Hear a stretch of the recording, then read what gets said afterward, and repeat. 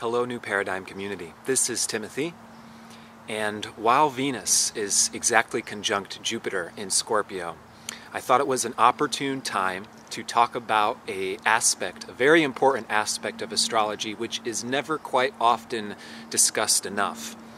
And this is the human relatedness and counseling and reaching the other aspect of astrology, because of course there is the component which is studying and researching and observing and experimenting and testing.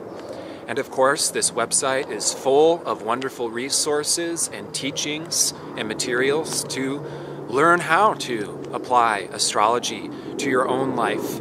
But ideally, and most likely, we're also going to be somewhat sharing this information with others. And so, one of the most important aspects of being a human being and being on this planet and being a spiritual soul is us learning how to interact with other human beings. And so, we're going to be talking about ethics in astrology, how to counsel, how to reach the other in a way that actually allows for healing to happen.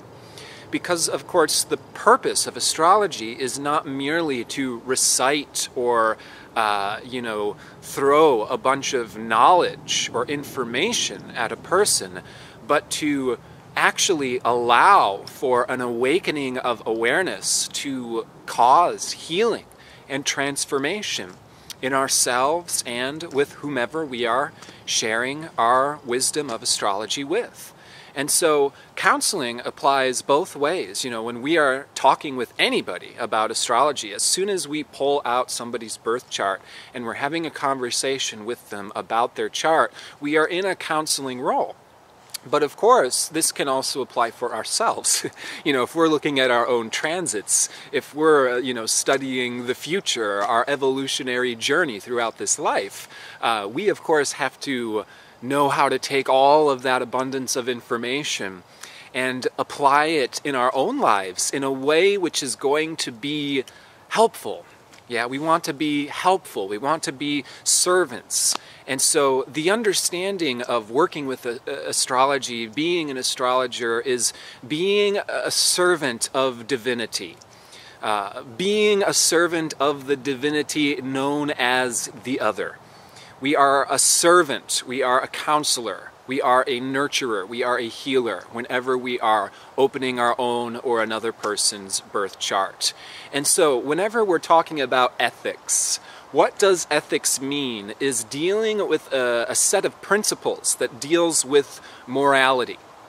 And so I want to clarify up front, when we're talking about ethics, in this particular situation, good and bad are the words that come into play. What is moral, what's not immoral, and this can get into a series of judgments or politeness, and we can just clarify that we're talking about what is helpful versus what is hurtful to somebody or ourselves. And it is important for us working with this material and wisdom and sharing astrology with other people to understand that astrology certainly can be tremendously helpful or tremendously hurtful. Astrology can be used to hurt and wound and re-traumatize or confuse another soul. And unfortunately, this is all too common in the community of the astrology world. And so what we're talking about today is how to reduce the potential tendency to hurt someone via their own astrology reading, because that's such a terrible, unfortunate experience and crime to what astrology can be. And so what we are creating today is an understanding of how to approach the other using astrology in a very gentle, nurturing, and therefore capable of actually helping and healing the other, which actually has not just to do everything with the information. It has a lot to do with areas outside of the information that we're gathering from the birth chart, so on and so forth. And so, in order to help the other, there are two major components that we'll talk about right away. And that's, of course, first we have to have an actual astrological education in some way, shape, or form. And the second is we have to know how to create a safe container in order for the actual healing and counseling of an astrology reading to unfold in a helpful way. And so, first of all, education in astrology is really important. Because unfortunately, there is not really a set standard in the total online communities and world of astrology in terms of what is helpful astrology versus just wishful thinking. And so this set standard is not out there. And therefore, we somewhat have to create a standard of what an actual astrological education is, via how useful astrology can be. And so it's important that we have our chart read by a professional astrologer, of course, as a prerequisite, and we want to have our chart read by many professional astrologers throughout our entire life. Our own birth chart is our curriculum that we are always getting deeper and learning more, and more is uncovered as we evolve. And so in that in itself, a couple things. I am not of the school of thought that we outgrow our birth chart. No, we are always learning more and more about our own nature, our own conditioning, our own past, which unfolds into deeper and deeper understandings of what has shaped us into being who we uniquely are. And I can't tell you how many people I have heard say, well, I've already had my birth chart read, so can you please look at my transits? Or can you tell me what's going on my birthday next year? I already know my birth chart. I had an astrology reading. And that's a total bullshit, totally unreal, unhelpful approach to the birth chart is I got it read once and now I know my chart. No, absolutely not. You can't know your chart if you've had it read a million times. It is a lifetime curriculum. We are always getting deeper into our chart. Every single reading that you have with a different professional astrologer, you're going to learn more about your chart, because every professional is going to have their own unique way of getting into the chart, various schools of thought, various perspectives, and this is how we learn about astrology. And we can introduce ourselves to a quality astrology reading via experiencing various astrologers, what works, what doesn't, what you like, what's helpful, and that's an excellent way to introduce yourself to the potential of astrology. By having your own chart investigated and witnessing firsthand how unbelievably healing and transformative that can be for ourselves. And that creates a standard, right? Oh, this is what a helpful reading is. It changed my life. Or it helped me to move through this tremendous issue. And this is what I want to offer others. I want to help them change their lives. I want to help them move through their conditioning and blockages, because that's different than simply just reciting or regurgitating a bunch of information as if that's helpful because it's cool. Or wow, that's accurate. I'm a Capricorn and I seem to have Capricorn qualities. Okay, but is that or is that not actually useful or helpful? And so we have to set a standard of what is useful and helpful astrology first of all, and then set course in that direction. And it takes years to get to a capability to do that. I don't care how many lifetimes you've been an astrologer in the past. You can't call yourself an intuitive astrologer, which is not even a real branch of astrology, and then say, I can just look at a chart with no training, and since I know the zodiac, I can just intuitively know what's going on. No, intuitive astrology, I'm not even totally sure what that means. It's not a real branch. I'm not saying if someone calls themselves an intuitive astrologer to discard them. That's not the case. There is one book written on intuitive astrology. I don't really know what that book is about, but I find it interesting that it's a book full of information on how to interpret and read the chart. So of course, when we're learning astrology, we have to learn from other people, absolutely essentially. I don't care how many lifetimes you've been an astrologer in the past. It comes back to you by learning from other astrologers, other schools of thought. And so you have to do your research. You should be reading the works of the pioneers of modern astrology, because you're not going to know all of that detailed, accurate boatload of information coming from Jeffrey Green's schools, Dane Rudyard's school. This is lifetimes of information that we can study throughout our lives. And so it's incredibly narcissistic and delusional to assume that we can just know all of those things intuitively by approaching astrology, okay? So we have to actually research, practice, test astrology.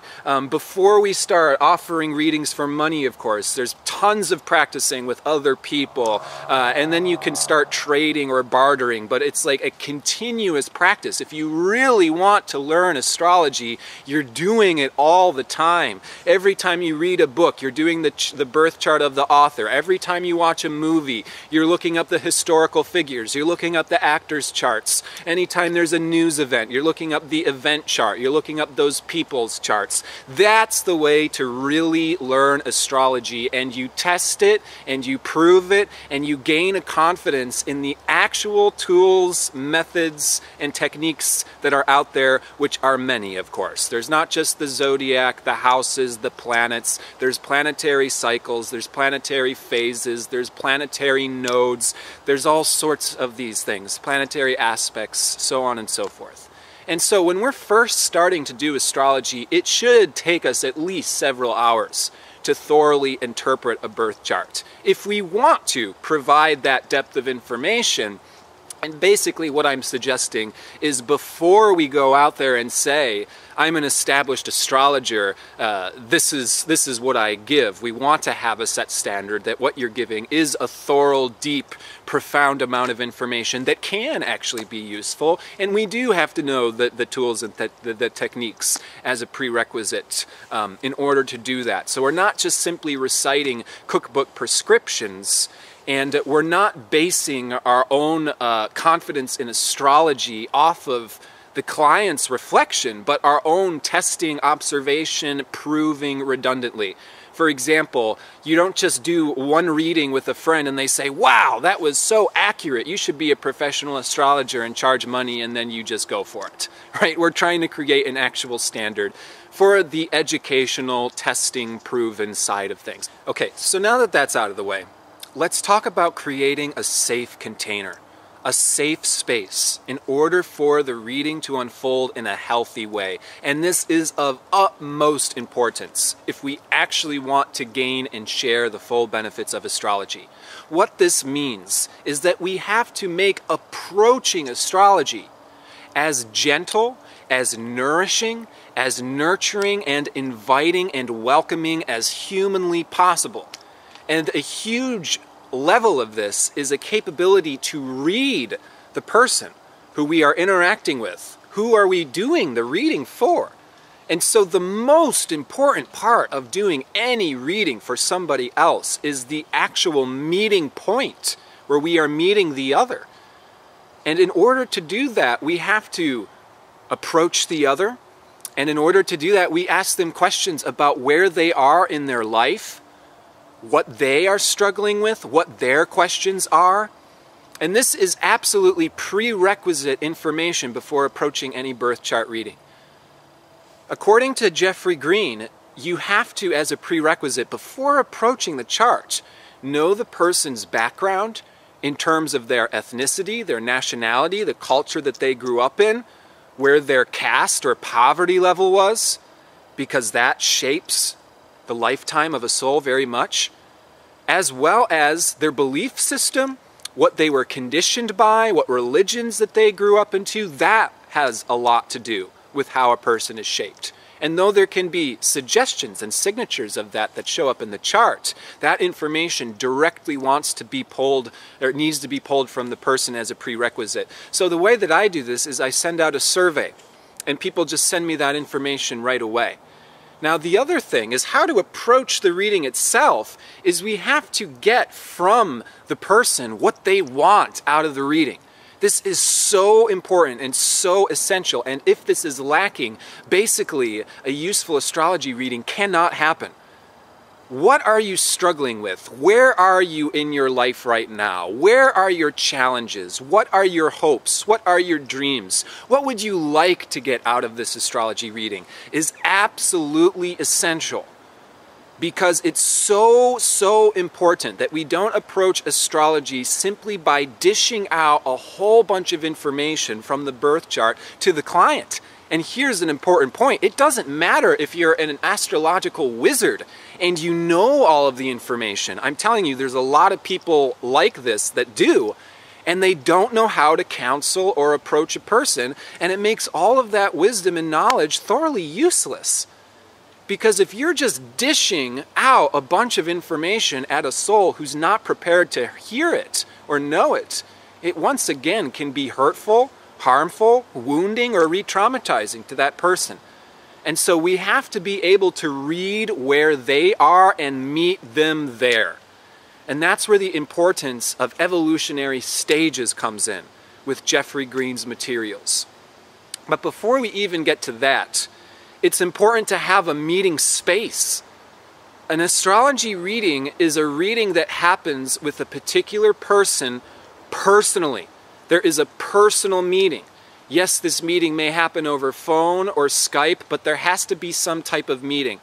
And from my own experience, doing just simply recordings or written and emailed readings are very much more detached, unpersonable, and therefore difficult to actually meet the person where they are in a useful way. So according to Dane Rudyard, in order for any astrology reading to even happen, there must be a setting, a time, and a space for a personal meeting. That means that our energies are merging, which is a huge part of what the astrology reading is as well, which we'll talk about, is when you meet and get wrapped up in another person's energetic field, is a huge component of astrology. And counseling. I mean, any therapeutical counseling role, this is essential information, is how to handle being wrapped up in somebody else's unconscious energetic field. One part of that energetic field is, of course, going to be the person's evolutionary stage of soul development. And this is essential in terms of evolutionary astrology, because we are always wanting to help a soul actualize their own soul's desires in terms of their own unique soul's evolutionary journey. Which means that, first of all, most importantly, no evolutionary journey is the same.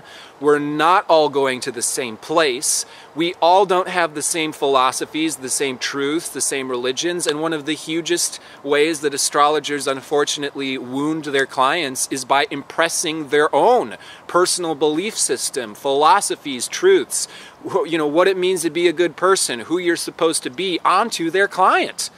And once again, it can be a total projection, it can be misleading, or they can be totally not on the level of being ready for some of that knowledge or information. The purpose is to meet a person where they are and invite them into the next baby step of their soul's evolution. Because if you're going to be so far at the be-all, end-all, and very forceful about pushing them to the be-all, end-all, it's useless, it's unhelpful, and it doesn't help them to unwind the knots that they're stuck in where they are. And so, using the example of future transits, you know, this is a really important thing. People, and this is going to be personal, every astrologer is going to use the transits, how they work with progress chart, transits, predicting the future differently.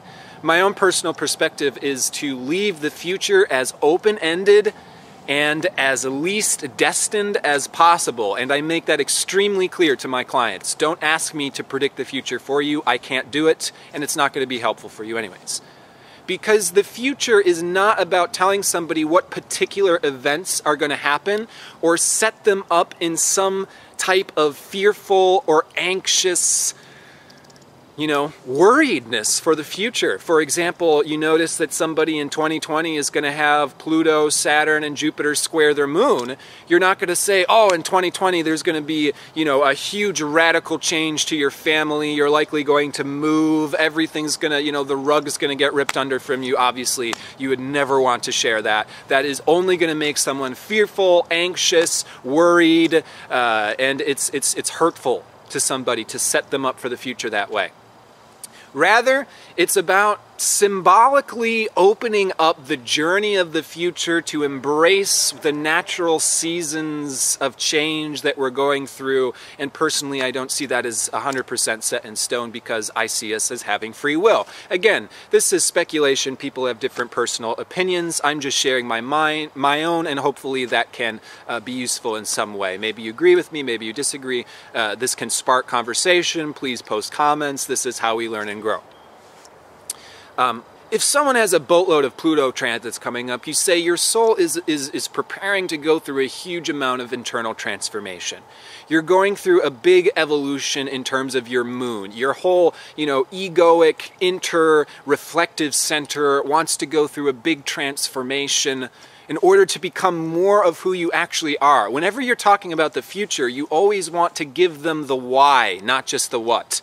Evolutionary astrology is all about getting the why. Why are you on this journey? Why do you confront these challenges? Why are you stuck in this situation? Not just you're going to go to prison, or something's going to get stripped away, or something good is going to happen to you, equally unhelpful, Oh, you've got all of these wonderful Jupiter transits, and there's wonderful, you're going to be full of light, you're going to be uplifted, and then this can lead to disappointment with somebody. It's not discarding the season of Jupiter, it's giving them in a subtle way that's not going to cause grippiness and then disappointment. And so Jupiter transits are coming up. This is a wonderful opportunity to expand. Lots of self-reflection. You can be learning from your own journey very much during these months. There is opportunities to expand your business. There is opportunities to expand your own truth and your own philosophy, but you're not saying it in a deterministic way. Saying that there's potential for something to open up and saying this will happen to you is the difference between someone being anxious and worried and uncertain, or somebody going with the flow of the natural seasons and cycles of life. So anyways, there's my little rant about future transits. Let's talk about the evolutionary stages. Again, this is about meeting somebody where they already are. And the journey of the human soul's evolution throughout life is so vast. And the spectrum of human consciousness is so inconceivably wide, it is difficult to fathom. And therefore, the main work and the main challenge of approaching any person in a birth chart reading is meeting them where you are, because this is the beauty of astrology. We're always learning about that vast spectrum of human consciousness, and it will never stop blowing your mind. The human consciousness is the most unbelievable, inconceivable thing ever, and it's like any possible universe can exist. And when you're reading a chart, you're looking into somebody's personal universe. And so the soul evolves through many, many, many countless lifetimes. And in evolutionary astrology, Jeffrey Green divides this into 3 fundamental stages. And those 3 fundamental stages are further divided into 3 more stages. And if you're interested in this, please be sure to read Jeffrey Green's Pluto 1 and Pluto 2 book. That is the foundation of evolutionary astrology right there. And we have tons of materials on this website. Morris Fernandez has an incredible school, very thorough, very detailed to learning this information. Kai Pach is a wonderful teacher. All of this information is there, but those books is really where this came from and what started the EA movement. And so, the first stage of evolution is called the consensus stage. And more than likely, you will not have people approach you for an astrology reading coming out of the consensus stage of evolution. Now, that in itself is an incredibly important discerning factor.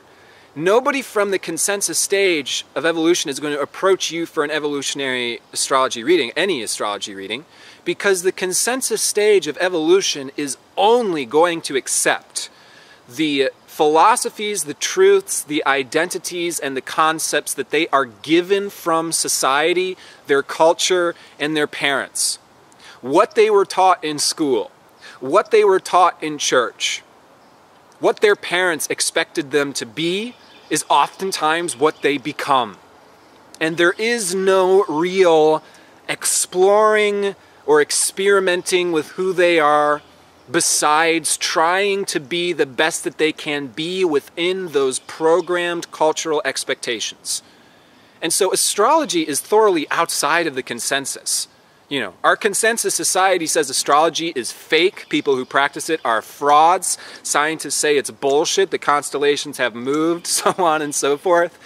And so anybody in the consensus stage of evolution is going to swallow that information being programmed by the magazines, the teachings, the television that they're watching, so on and so forth. And yet that does not mean that you will never meet someone in a consensus stage evolution during astrology. And it's really important to not try to put astrology onto somebody who's not ready for it, because it's not going to work out for them. They're not going to understand it. It's going to backfire onto you. They're going to make you crazy. They're going to make you sound delusional.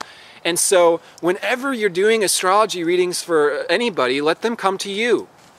And of course, this is difficult at first, because the first thing you want to do is do your family's charts, do your best friend's charts, and by all means you should do that, because that's the way to come into astrology.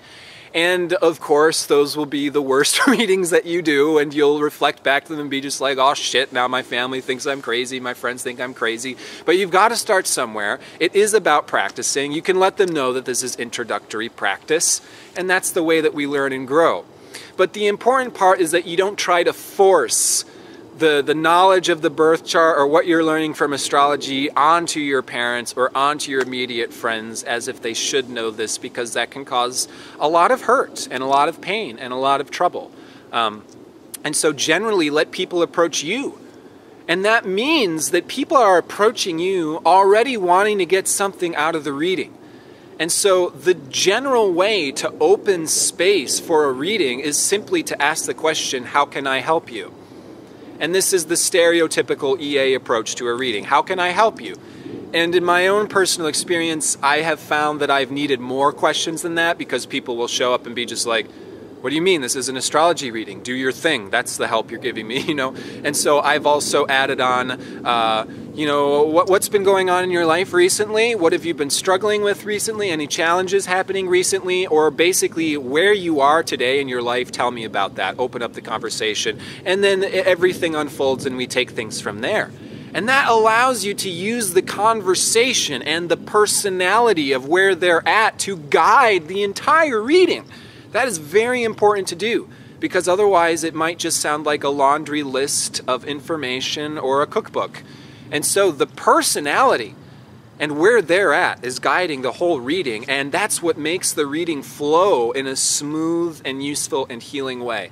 And you don't necessarily have to go into the information that they're not already leading into, because they may not be ready for it. For example, if you are looking at a chart where it is just super apparently obvious that this person is struggling with relationships, and it's really challenging and painful for them, and yet they don't bring up relationships at all, maybe you can subtly suggest, hey, is this something that you're looking into? But you don't dig up that whole area without them being ready for it, because maybe it's too painful and they're focused on the other parts of their life, because that's what they need to do in order to feel okay and to flow. And if you're going to open up that whole chasm of pain, it might be too much. And so of course, check in. You know, if someone's ready for that information, they're going to approach you and say, shit, my life's been freaking impossible with relationships. What's going on? And then you can open right up, right? Okay. So that's how to hold space. That's how to let the personality guide the reading. Now, in the second stage of evolution, the individualized stage of evolution, this is where people are trying to find who they uniquely are. And this is when souls are separating from the consensus. You know, the sort of caricature persona, cartoon version of this stage is like the punk, you know. Fuck you, society, I'm an anarch, I'm breaking off, I'm doing my own thing. You know, that's the individualizing function at work. This is when souls are separating from their family, separating from their conditioned belief systems, separating from what the schools taught them. And in that, there is the journey of finding what they uniquely and specially are. And so, of course, people from this stage of evolution will and can approach astrology because they're rebelling against the consensus. And furthermore, they are interested in their unique journey. And that's what it's all about. When you meet people from that stage, that's what they're interested in. You know, what can I do that's going to be exciting and different? You know, what can I teach? What can I share that's going to allow me to be the fullest that I am? And yet there may not necessarily be the intention of giving themselves or sacrificing themselves back to the world, which comes in the third and final stage of evolution, the spiritual stage.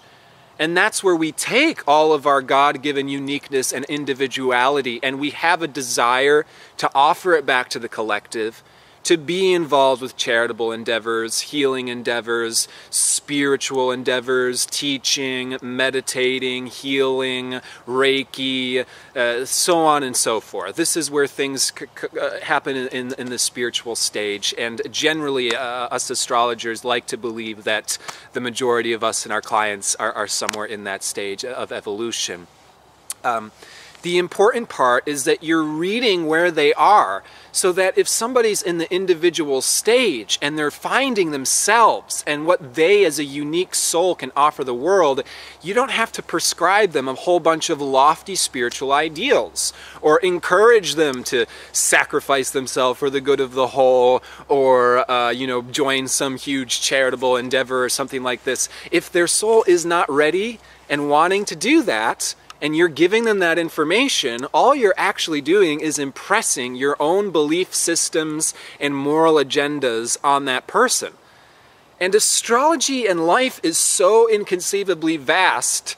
What somebody's actual evolutionary journey may be may not seem to be the right or the moral or the easy or the fun thing to do. And that's reality. Reality is complex. So we may not even like what our own soul's journey is. It's about us getting on board with our soul's journey. And this does unfold throughout time, and throughout time, hopefully we understand why we are on the journey that we are on. So as I'm driving home, I'm kind of realizing that there's like more and more essential information on this subject that should really be like a whole series of videos rather than just one. But there was, one thing in particular that I also wanted to say along the lines of impressing our beliefs onto another soul. And this is something that Jeffrey Green addressed a lot in his teachings on evolutionary astrology, the difference between karma and evolutionary necessity. It is unfortunately all too common through basically all the mainstream religions. There's this notion that if something bad happens, there's a reason for it, and therefore it's a person's karma. You know, the classic Ram Dass depiction of this is, you know, somebody falls down the stairs on their face and we look at them and say, oh, karma. And it's an incredibly unempathetic, detached, lacking compassion way of detaching from another person's struggles because we don't want to deal with it, basically. And so just because somebody has dealt with a difficult life, had a rough childhood, repeated events, it's not this notion that bad things happen because bad people deserve it. I mean, that is unfortunately a hugely prevalent concept even still in this day and age. And so evolutionary necessity means that the soul may desire to experience difficult, painful, even seemingly like punishment experiences, but it's for the purpose of their own evolutionary journey. And so you know, there's lots of different examples of this, and typically in astrology, Saturn more so depicts karma, that big boulder that we're pushing up a mountain in order to develop a tremendous amount of inner strength and overcome obstacles, versus evolutionary necessity, which may have more to do with the moon's nodes, the planet aspecting the nodes, and Pluto, which is our own individual soul's evolution, why we experience the dynamics that we do. And so Pluto 1, the first Pluto book, covers an enormous amount of this material in terms of Pluto and the soul's evolutionary journey. And I also wanted to say that this is is information that is very deep, very heavy, and not necessarily needed to like read a chapter out of Jeffrey Green's book to your client. It may be way too heavy-handed, way too blunt, and end up being hurtful. So for example, an evolutionary journey of a soul may be depicted by their Pluto being in the 4th house, which is somebody who wants to evolve into the 10th house, actualize their own soul sovereignty, their own power, to come into their own authority and initiate via their own capabilities. And yet, Pluto in the 4th house is a soul who's naturally very empathetic, very family-oriented, very considerate and caring about other people, typically putting other people's needs in front of their own, which can challenge their own sense of becoming their own sovereign authority. And so a stereotypical situation for someone with Pluto in the 4th house is to be born into a family where they don't actually get recognition, nurturance, or encouragement for them to be who they want to.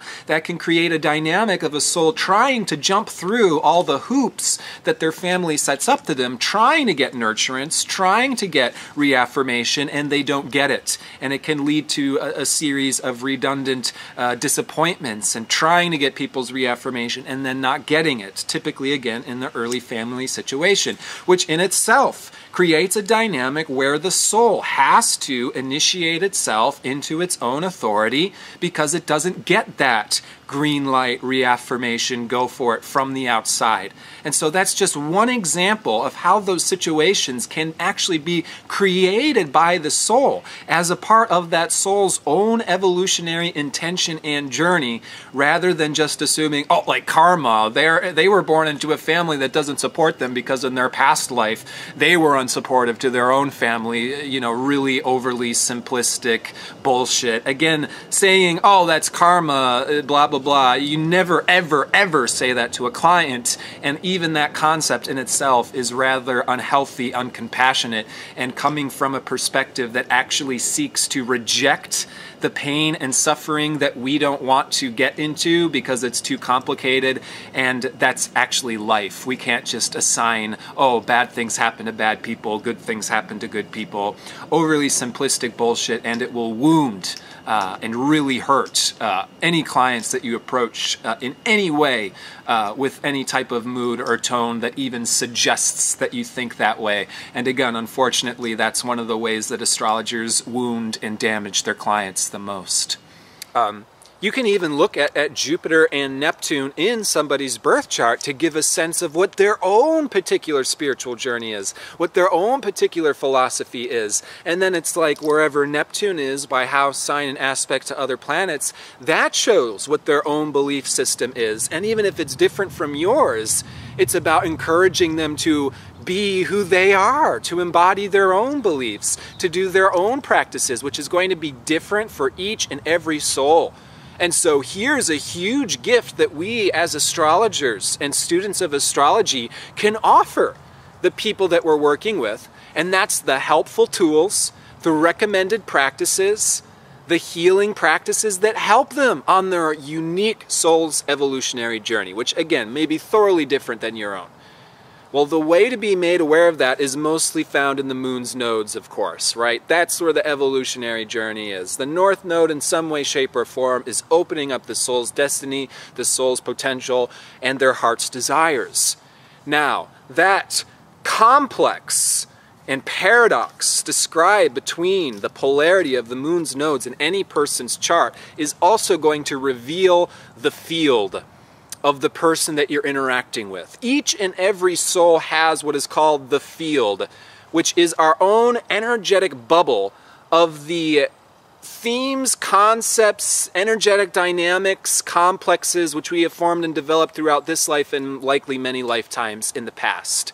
And one of the most challenging things doing any counseling, therapeutical, healing, astrology work is whenever you're meeting somebody and you're meeting them where you are, you will get brought into their field, which means that their unconscious dynamics will be affecting your unconscious dynamics in such a way to recreate experiences that are already programmed in their field.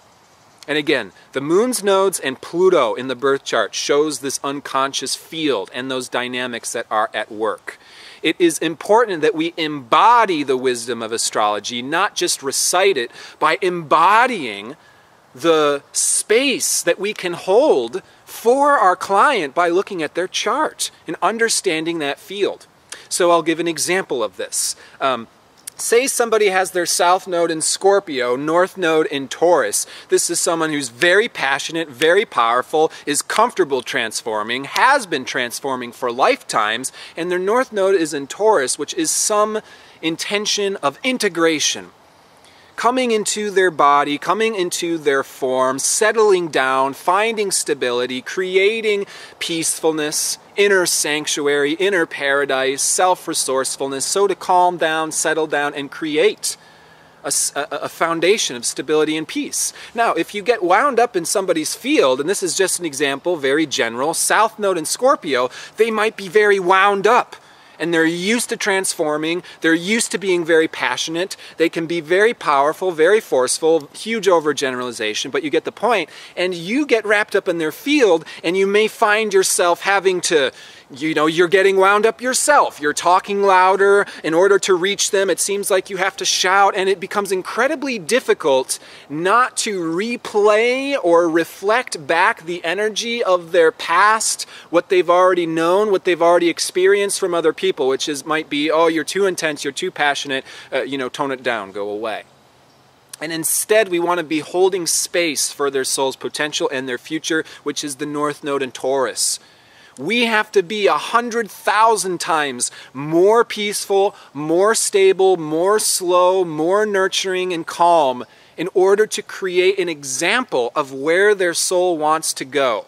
And then hold that space for them, give them the information, allows for that much more healing to happen. And yet I'm telling you, this is one of the most challenging and difficult aspects of doing this counseling astrological work, is because you will get wrapped up into somebody's unconscious field, and you will start to unconsciously reflect back to them their own past, their own parents, so on and so forth. And instead, we have the opportunity to look at the birth chart, understand those dynamics up here, and then create a space where we're meeting them, and then we feel ourselves get brought into those dynamics. Those dynamics start to come alive. We start to merge with them, experiment with them. They come up in the dialogue, and that's where the magic of astrology starts to happen.